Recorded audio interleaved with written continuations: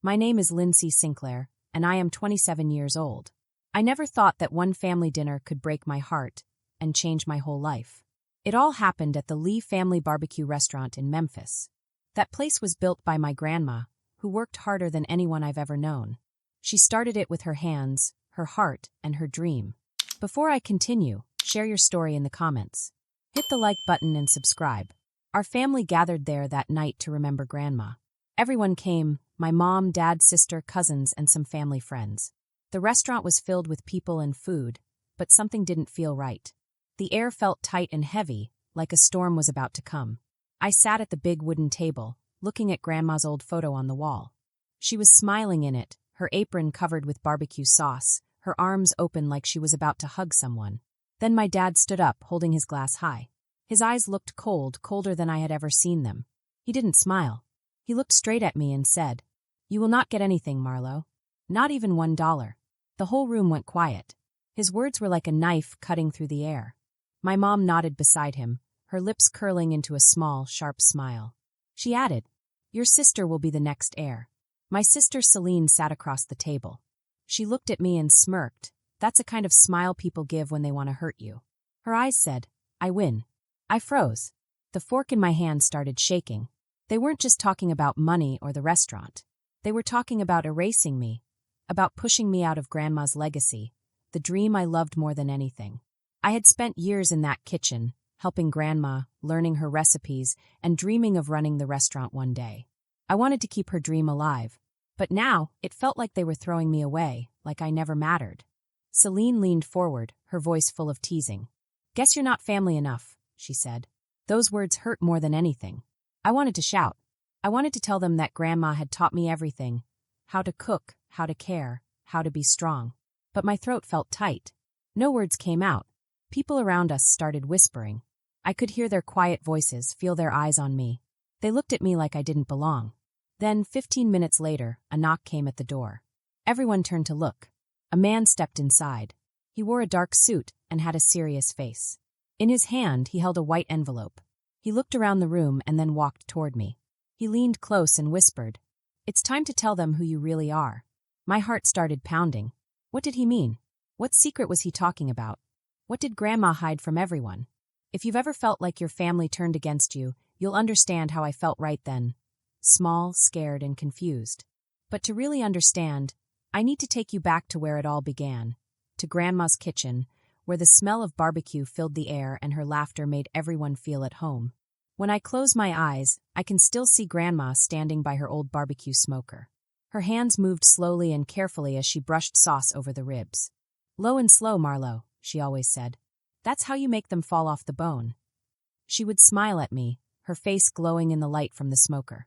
I would watch, amazed at how calm she was even when the kitchen was hot and busy. Grandma taught me how to mix the right amount of vinegar, brown sugar, and molasses for her secret barbecue sauce. She said that sauce was worth more than gold because it had love in it. Every time she cooked, she told me stories. She said she started Lee Family Barbecue many years ago, with nothing but a small grill and a big dream. At first, she cooked by the side of the road for truck drivers and travelers. People loved her food so much that they told others, and soon she had a little restaurant. Back then, the restaurant was full of life. The smell of smoky ribs floated down the street. Families came from everywhere to eat. Waitresses moved quickly between tables, carrying plates of pulled pork, cornbread, and sweet tea. Everyone was smiling. Grandma was the heart of it all. She greeted every customer with warmth. "How are you doing, sweetheart?" she'd ask, handing out plates piled high with food. I was just a little girl then. I followed her everywhere, trying to help. I carried trays of coleslaw and napkins that were almost bigger than me. Everyone laughed and called me Little Pitmaster. One day, when I was cleaning a dusty corner of the kitchen, I found an old photograph hidden behind some menus. It showed Grandma and me standing outside the restaurant.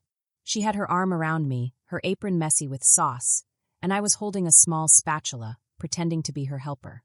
Looking at that picture made my eyes sting with tears.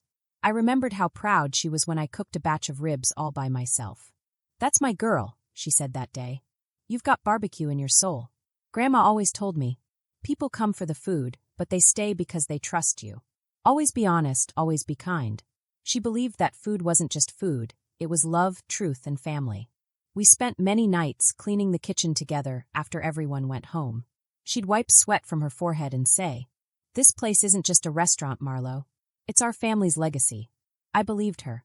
I thought I'd grow up and take care of the restaurant just like she did. But after she passed away, everything changed. The first time I walked into the kitchen after Grandma was gone, it didn't feel the same. The smoker was cold. The counters were shiny and empty. The laughter was gone. The workers didn't smile anymore. They whispered to each other but stopped when I walked by. Even the air felt sad. I looked around and whispered, "It's not supposed to be like this, Grandma." Then I remembered one stormy night from years ago. The power went out in the whole restaurant. It was dark and scary, but Grandma didn't stop working. She lit candles, started the old wood smoker, and said, "We don't stop. This is who we are." That night, we served customers by candlelight. Everyone said it was magical. Grandma never gave up, no matter what. I wanted to be like her, strong and unbreakable. But now, without her, the restaurant didn't feel like ours anymore. A week after Grandma's funeral, my dad, Cashin, took control of the business. He stood in the main dining room in front of everyone. He smiled proudly and said he was now the CEO of Lee Family Barbecue. But his smile didn't feel right. It felt fake. He showed me a new menu.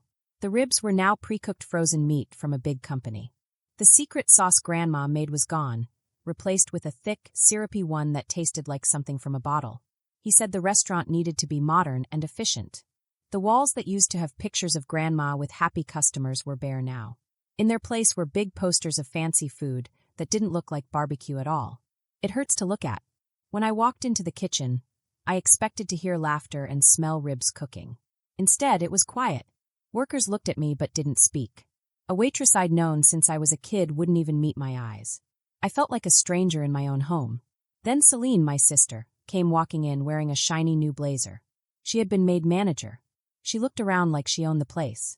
"This restaurant needs to evolve," she said loudly, glancing at me. She waved a list of new rules and smiled like she was enjoying every second. "You should get used to it," she said before walking away. Her words felt like tiny knives. She was taking over the dream that wasn't hers to take. That evening, I sat in a quiet corner booth, my hands shaking. I picked up my phone and called Odessa Quinn, my best friend since high school. When she answered, I whispered, "I don't know what to do. They're changing everything. Grandma's dream is disappearing." Odessa listened quietly. Then she said something I'll never forget. "Grandma believed in you, Marlo. You're stronger than you think. Don't let them make you feel small." Her voice made me feel a tiny bit brave again. I wiped my tears and looked at Grandma's photo hanging on the wall. I whispered, "I won't let them take what you built." The next morning, I called Elias Draycott, a lawyer who had once helped Grandma with some restaurant papers. My heart pounded as I spoke. "I need to know if I have any rights to Grandma's legacy," I said. Elias's voice was calm and kind. He said he'd look into it and find out the truth. I didn't know what would happen next, but I knew one thing for sure. I wasn't going to give up. Grandma had taught me that you never stop fighting for what's right, even when everything feels lost. And somewhere, deep down, I felt that the secret that man brought in that envelope might change everything. Maybe even show who Grandma really wanted to carry her dream. Because Grandma always said, "The truth always finds its way out, just like the smell of good barbecue." And I believed her. As I hung up the phone, something inside me changed. It felt like a door opening in my heart, a door to courage. I was no longer scared or confused. I was ready to find out the truth, no matter what it cost. Grandma's restaurant wasn't just a place to eat barbecue. It was her dream. It was where she laughed, cooked, and built something with love. Every table, every picture on the wall told her story. To me, it wasn't just a restaurant. It was home. And I wasn't going to let anyone take it away, not even Cashin. A few weeks later, I went to meet Elias in his small office in downtown Memphis. The air smelled like coffee and old books. The windows were dusty, and the light coming through made long shadows on the floor. It was quiet, but our talk made the room feel heavy, like the air itself knew something serious was happening. Elias leaned over his desk. His brown eyes looked sharp and focused. "I think Cashin's hiding something," he said in a low voice. His hands flipped through a pile of legal papers, old documents about Grandma's estate and her restaurant. "There's no way she left everything to him without a will," Elias said firmly. My heart started beating faster.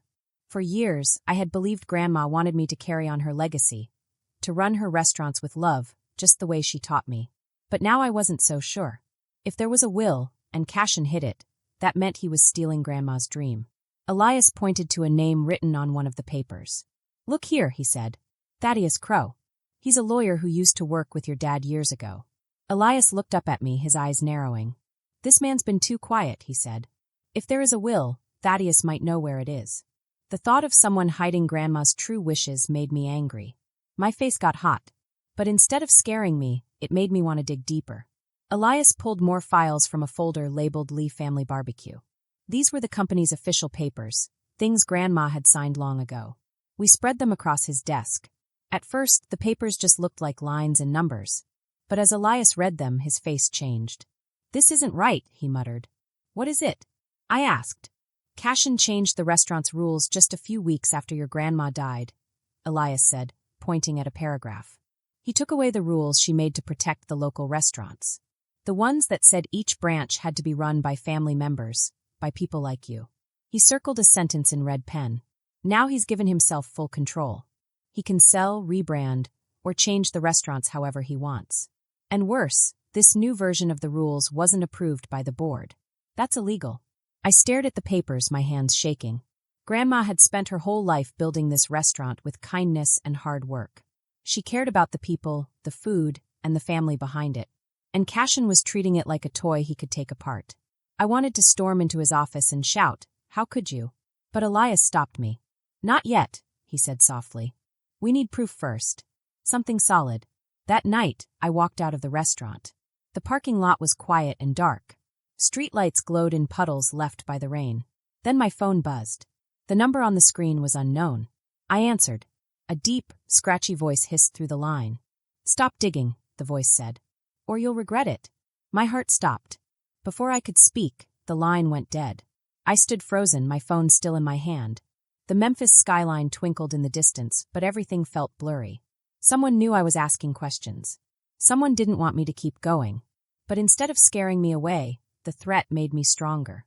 If someone wanted to stop me, that meant I was close to finding the truth. I called Elias right away. My hands were shaking. "Someone just called me," I said, my voice trembling. "They told me to stop." Elias was quiet for a second. Then he said, "That means we're on the right path. But we have to be careful. Promise me you'll stay alert." "I promise," I said. He sighed. "We need to find someone who knows Beatrix, your grandma, really well. Someone from the early days of the restaurant. There has to be someone who knows about her plans." Beatrix was too careful to leave things undone. We spent hours looking through old employee lists. Some names faded, some crossed out. Then one name stood out, Juniper Hawthorne. "She was a manager," Elias said. "Left before Cashin took over. If anyone knows something, it's her."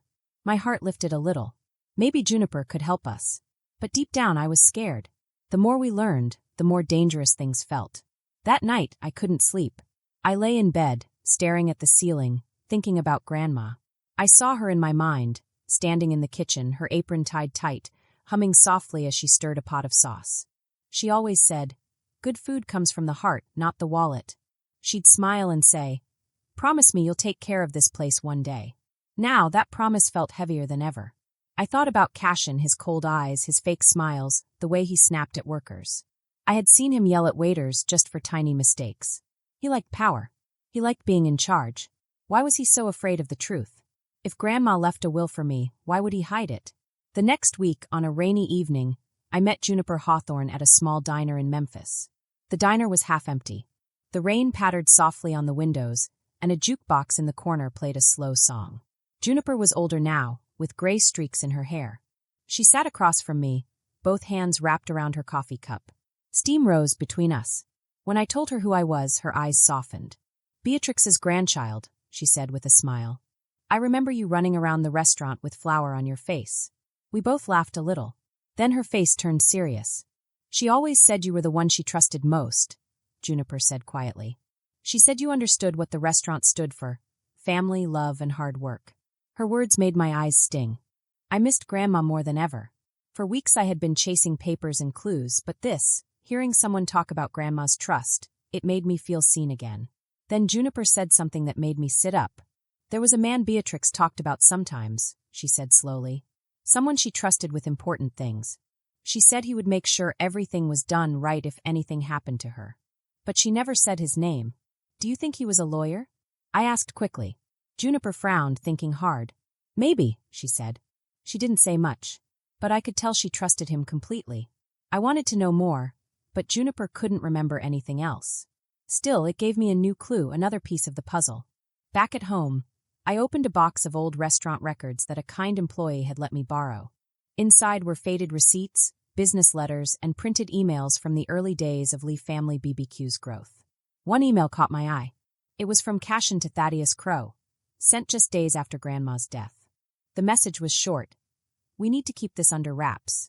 There was no explanation. No reason. But my stomach twisted as I read it. What did he mean by under wraps? Another email mentioned a meeting to finalize the transition, signed by Thaddeus himself. It was clear now. Cashin and Thaddeus were hiding something. Maybe Grandma's will, maybe more. I pressed the papers to my chest, my heart pounding. We were so close. I called my friend Odessa. She used to work at one of the restaurant branches. Odessa, I said, I think Cashin and Thaddeus are hiding Grandma's will. Do you know anyone who worked with her back then? Odessa didn't sound surprised. Yeah, she said. There's a guy named Tom. He worked the grill when Beatrix was alive. He's got a food truck now. Still in Memphis. Maybe he knows something. I wrote down his number quickly. Thank you, I said. Be careful, Odessa warned. Cashin plays dirty. I know, I said softly. But I'm not giving up. The annual Lee Family Barbecue Gala was coming up soon. The restaurant's biggest celebration of the year. Everyone would be there. Staff, customers, business owners, and even local news people. I realized it was the perfect chance. If I was ever going to confront Cashin and tell everyone what he had done, it had to be at the gala. So I prepared. Every night, I practiced what I would say. I looked at myself in the mirror and repeated, Grandma's dream deserves the truth. I imagined Cashin's cold stare and his wife Celine's smug grin. My heart would race, but I told myself not to be afraid. Grandma had always believed in me.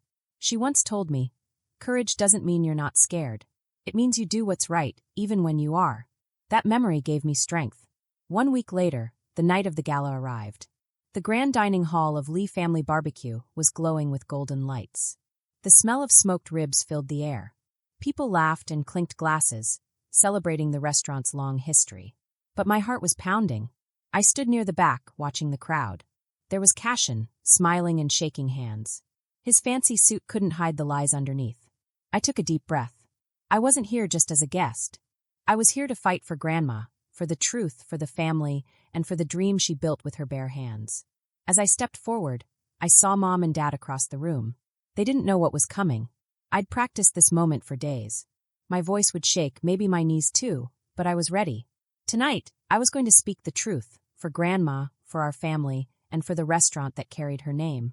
I walked across the big, shiny ballroom toward the table where my mom, Dad, and sister Celine were sitting. The room smelled like fancy food, and people were laughing all around us. Mom and Dad were smiling for the crowd, acting like everything was perfect. Celine sat next to them, looking proud and happy, her sparkly dress catching the light. I took a deep breath. My hands felt a little sweaty, but my voice stayed steady when I spoke. What did Grandma really want for the restaurant?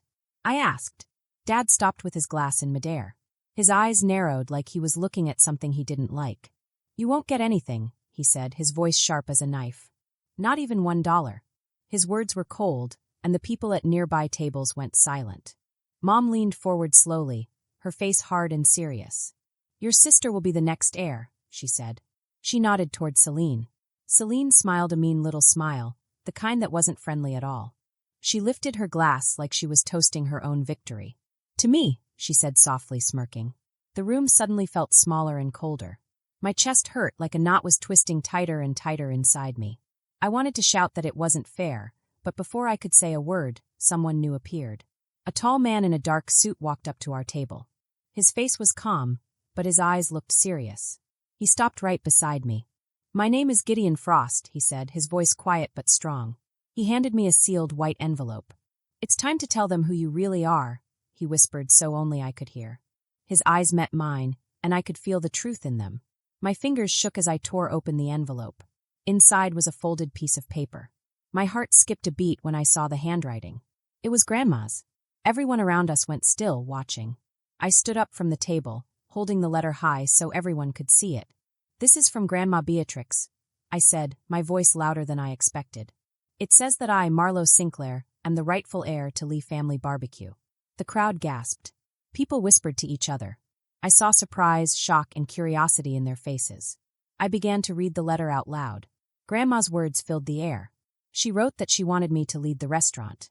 She said she trusted me to keep its traditions, its recipes, and its heart alive. As I read, I could almost hear her voice and see her gentle smile. It felt like she was standing right beside me again, her hand on my shoulder, telling me to be brave. When I finished, the whole room was quiet. No one moved. Then Cashin, my dad, jumped to his feet, his face red with anger. "That's a fake," he shouted, slamming his hand on the table. The sound echoed. "Beatrix never wrote that." Celine stood up too, her face twisted in anger. "You're lying," she yelled. "You just want to steal what's mine." She pointed at me like I was some kind of thief. People in the crowd began to murmur. Some looked at me with sympathy, others with doubt. They started asking to see the letter. When I held it out to show them, Cashin lunged forward and snatched it from my hand. The edges of the paper tore as he pulled, but before he could rip it apart completely, one of the restaurant staff members rushed over and stopped him. The room exploded into chaos. Guests argued, some shouting that I was telling the truth, others defending Cashin and Celine. It felt like the whole world had gone noisy and wild all at once. Celine marched up to me, her eyes blazing. "You'll never take this from me," she hissed. But I didn't move. I held my ground, clutching Grandma's letter tightly. The truth inside it gave me strength. Then Gideon stepped forward again, calm and firm. "This document is notarized," he said. His voice cut through the noise. "That means it's official and legal." Everyone went silent. People started whispering again, but now their voices sounded unsure. Cashin tried to recover. "She forged it," he shouted. "She made the whole thing up to trick everyone." Celine shouted too, trying to talk over him. "I'm the rightful heir." But the more they argued, the worse they looked. People started remembering things. How Grandma had loved the restaurant, how I had worked beside her for years, how she always said I understood her recipes better than anyone else. I could see it in their faces. They were starting to believe me. I stood tall, my heart beating strong. Grandma's words weren't just ink on paper. They were her voice, her belief in me, her love. For the first time that night, I saw something new in Cashin's eyes, fear. A small, cracking fear behind his anger. When the gala ended, I knew the fight wasn't finished. But I was no longer scared. Cashin and Celine's outbursts proved they were hiding something. The letter was my proof. I knew it would take a court to make it count, but I was ready. Gideon's words echoed in my head as I walked out of the ballroom. "It's time to tell them who you really are." I was ready to fight for Grandma's legacy, for her truth, for her dream, and for the restaurant we both loved. 3 months later, I stood in a courtroom in Memphis, Tennessee. The room was big and quiet, filled with people sitting on wooden benches. Some were from the local barbecue community, and others were just curious townsfolk who had heard about the case. I was the plaintiff, the one bringing the case, and I stood beside my lawyer, Elias. My hands didn't shake this time. I was calm. The truth was on my side. Elias started by showing the judge Grandma's letter. He held it up so everyone could see the familiar handwriting. "This document, signed and notarized by Beatrix Larkspur herself," he said, "names Marlo Sinclair as the rightful heir to Lee Family Barbecue." He read out loud what Grandma had written about love, tradition, and family. He said how she trusted me to carry on what she had built. Then he showed the court financial papers that proved Cashin had secretly changed business documents to take control after Grandma passed away. He had bypassed the board and taken power that wasn't his. People in the courtroom started whispering. I saw heads turning, eyes widening. Then Juniper came to the witness stand. She was Grandma's oldest friend and had worked at the restaurant for years. She looked calm and sure as she spoke. "Beatrix told me many times," she said, looking right at me, "that Marlo was the one she trusted most. Beatrix said Marlo loved the restaurant the way she did. She believed Marlo would keep its heart alive." Her words felt like a warm hug. I could almost hear Grandma whispering, "See? The truth will always come out." Each new piece of evidence built up like a wall. Strong, solid, unbreakable. Cashin sat across the room with his lawyer, his jaw tight. He didn't look confident anymore. Then Elias revealed something even worse for them. Emails between Cashin and Thaddeus, the man who handled Grandma's estate. When Elias read the messages out loud, the whole room went silent. One email said, "We can't let her take over." It was signed by Thaddeus. The judge's eyebrows went up. Elias explained that Cashin and Thaddeus had worked together to hide Grandma's real will and keep me out of it. The proof was clear. The lies were falling apart. Cashin's lawyer tried to argue, but it was no use. The judge ordered a full investigation for fraud and forgery. That meant Cashin and Thaddeus could be charged with crimes. Thaddeus's face turned pale. Cashin looked around like he wanted to run away. Then the court looked at Celine. Her job as manager had been given to her by Cashin through those same fake papers. The judge said her role was invalid, not real, because it came from fraud. That day, everything began to fall apart for them. Soon after, local newspapers wrote about the case. People in Memphis who loved Lee Family Barbecue were shocked. They started talking about how Celine had tried to take what wasn't hers. Customers stopped visiting the restaurant while she was still in charge. People called her a pretender. She lost the respect she had once bragged about. When we passed each other in the courthouse hallway, she didn't look at me. Her proud smile was gone. Her head hung low. And then one day the judge's gavel hit the desk, hard and final. The ruling was clear. I was the rightful owner of Lee Family Barbecue. Tears filled my eyes. I stood there in the courtroom, my chest full of relief and pride. This was Grandma's dream coming true. I wasn't just winning against Cashin. I was keeping Grandma's promise alive. The first thing I did was go back to the restaurant. The smell of smoke and sauce filled the air. It felt like coming home. I rehired the old workers, the cooks, the waitresses, the helpers who had worked beside Grandma. They knew her ways and her recipes. They cared about the food, the people, and the love that made the restaurant special. Together, we cleaned the place from top to bottom. We took down the shiny corporate signs Cashin had added and put Grandma's old photos back on the walls. Pictures of her smiling with customers, laughing in the kitchen, holding plates of ribs and cornbread. We brought back her slow-roasted ribs, her sweet and tangy sauce, and her famous homemade pies. Every step felt like saying thank you to her. When we reopened, people lined up outside the door. They clapped and cheered when they saw the familiar sign, Lee Family Barbecue, since 1952. I smiled through tears as I cut the ribbon. Grandma's spirit was everywhere, in the laughter, the food, and the love filling the restaurant again. That night, after everyone left, I stood alone in the quiet kitchen. I could almost see Grandma standing there, her apron tied tight, her hands on her hips, smiling at me. "You did it," I whispered. I learned something important through it all. That truth always rises, no matter how hard people try to hide it. Cashin and Thaddeus thought lies and greed could win, but they couldn't. Grandma's lessons, honesty, kindness, and hard work, were stronger than all their tricks. Lee Family Barbecue was hers. Now it was mine. And I promised to take care of it, just like she would have wanted. Because love, not greed, is what keeps a legacy alive.